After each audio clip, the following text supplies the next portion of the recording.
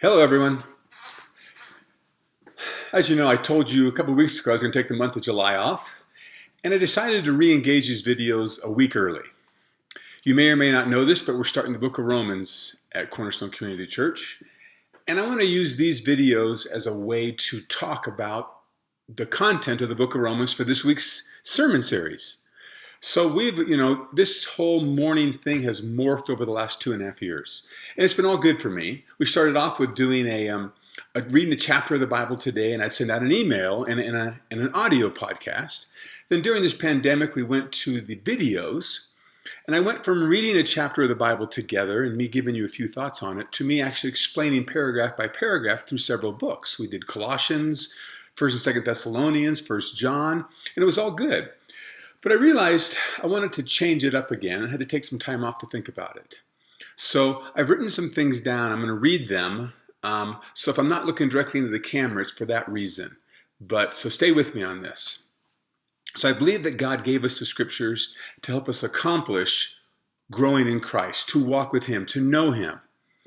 But as you know, simply doing a morning devotional of one verse and listening to someone's content, that's not sufficient.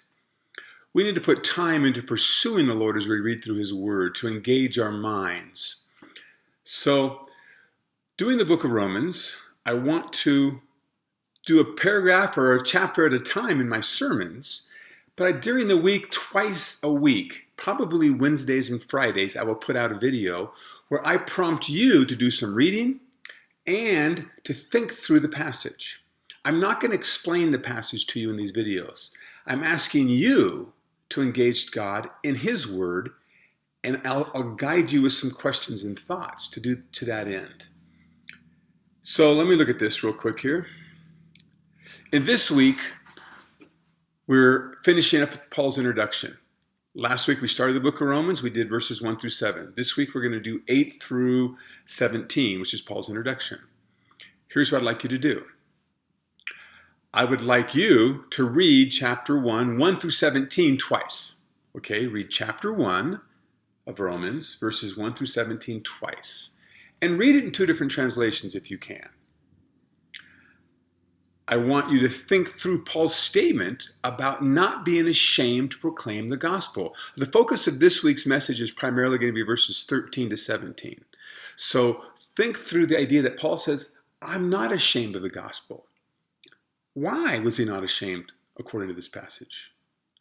Was there any potential negative consequence for him if he did preach the gospel?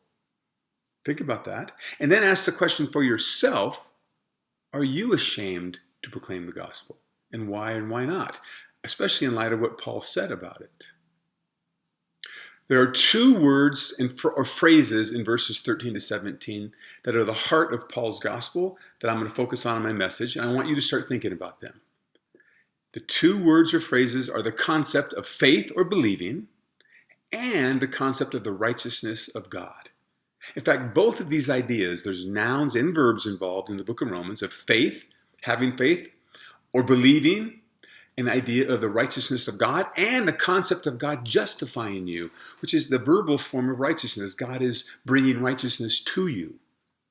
Both of these concepts occur well over 50 times each in the book of Romans, especially in the first 8 chapters. So they're central to Paul's thought. Today, you need to give some thought to what these phrases mean and why are they important in the context that Paul calls them his gospel. Then I want you to jump ahead this morning and read Romans 3, 21 to 27. We're going to see that after this week, we have from chapter 1, verse 18 through chapter 3, verse 20 is all about Paul establishing that all human beings, Jews and Gentiles, are condemned under sin. So he starts off with the righteousness of God.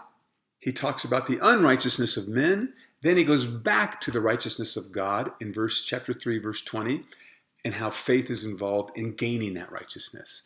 So it's very important we get this concept down as a foundation this week as we move forward in Romans. So read Romans 3, 21 to 27 this morning or sometime before Sunday and see where Paul's going with these concepts. As you can see, I'm not explaining all this to you. I'm not going to give you the answers as I did through 1 John. I want you to engage God and ask Him what He wants you to understand about these things. We'll talk again on Friday. I'm going to do these on Wednesdays and Fridays as we look deeper into this idea of faith and righteousness in the context of Romans chapter 1. Thanks for being part of this with me.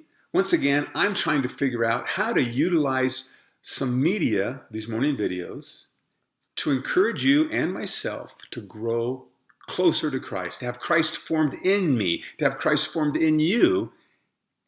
And God has given us the scriptures as a major tool to that end. So I hope if you attend Cornerstone Church, I hope to see you Sunday. Let me know what's going on in your life. Email me back. And if you don't attend Cornerstone Church, I realize that I'm kind of gearing this towards the sermon series, and you may not even watch this sermon series, but you'll still grow in the Lord if you pursue the book of Romans and follow these morning email devotionals. So thank you, and we'll talk to you Friday.